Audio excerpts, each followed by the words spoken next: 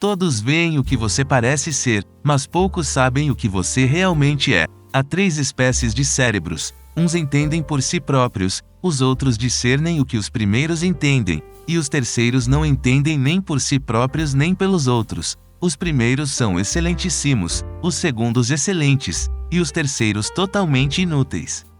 Eu creio que um dos princípios essenciais da sabedoria é o de se abster das ameaças verbais ou insultos. Os homens têm menos escrúpulos em ofender quem se faz amar do que quem se faz temer, pois o amor é mantido por vínculos de gratidão que se rompem quando deixam de ser necessários, já que os homens são egoístas, mas o temor é mantido pelo medo do castigo, que nunca falha. O primeiro método para estimar a inteligência de um governante é olhar para os homens que têm à sua volta. Tornamo-nos odiados tanto fazendo o bem como fazendo o mal. Quando um homem é bom amigo, também tem amigos bons. Quanto mais próximo o homem estiver de um desejo, mais o deseja, e se não consegue realizá-lo, maior dor sente. Nunca foi sensata a decisão de causar desespero nos homens, pois quem não espera o bem não teme o mal. Os homens esquecem mais rapidamente a morte do pai do que a perda do patrimônio. Os homens, quando não são forçados a lutar por necessidade, lutam por ambição. Os homens prudentes sabem sempre tirar proveito dos atos a que a necessidade os constranjam. Os que vencem, não importa como vençam, nunca conquistam a vergonha.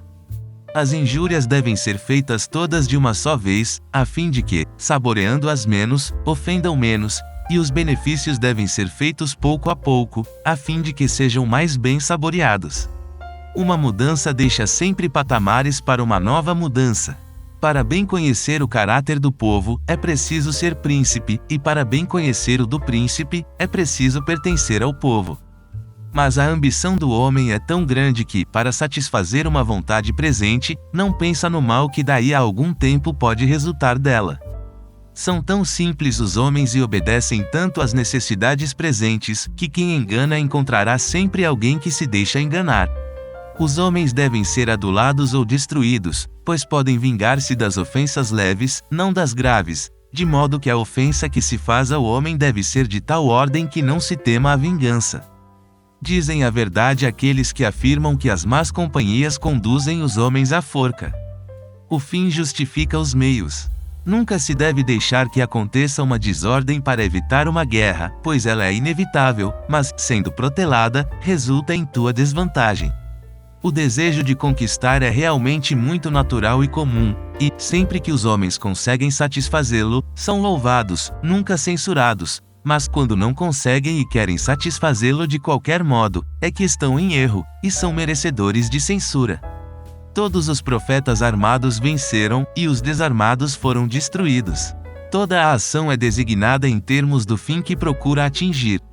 Um povo corrompido que atinge a liberdade tem maior dificuldade em mantê-la. Quem se torna senhor de uma cidade habituada a viver em liberdade e não a destrói, espera para ser destruído por ela. Julgo poder ser verdadeiro o fato de a sorte ser árbitro de metade das nossas ações, mas que, mesmo assim, ela permite-nos governar a outra metade ou parte dela. Quem seja a causa de alguém se tornar poderoso, desgraça-se a si próprio, pois esse poder é produzido por si quer através de engenho quer de força, e ambos são suspeitos para aquele que subiu à posição de poder. Precisando, portanto, um príncipe, de saber utilizar bem o animal, deve tomar como exemplo a raposa e o leão, pois o leão não é capaz de se defender das armadilhas, assim como a raposa não sabe defender-se dos lobos. Como é perigoso libertar um povo que prefere a escravidão. Quando fizer o bem, faça-o aos poucos. Quando for praticar o mal, é fazê-lo de uma vez só. Homens ofendem por medo ou por ódio. Não há nada mais certo que nossos próprios erros. Vale mais fazer e arrepender, que não fazer e arrepender. Dê o poder ao homem, e descobrirá quem ele realmente é. Quero ir para o inferno, não para o céu. No inferno, gozarei da companhia de papas, reis e príncipes. No céu, só terei por companhia mendigos, monges, eremitas e apóstolos. Não se pode chamar de valor assassinar seus cidadãos, trair seus amigos, faltar à palavra dada, ser desapiedado, não ter religião. Essas atitudes podem levar à conquista de um império, mas não à glória. Creio que seriam desejáveis ambas as coisas, mas como é difícil reúni-las, é mais seguro ser temido do que amado. Nenhum indício melhor se pode ter a respeito de um homem do que a companhia que frequenta. O que tem companheiros decentes e honestos adquire, merecidamente, bom nome, porque é impossível que não tenha alguma semelhança com eles. Empreendedores são aqueles que entendem que há uma pequena diferença entre obstáculos e oportunidades e são capazes de transformar ambos em vantagem.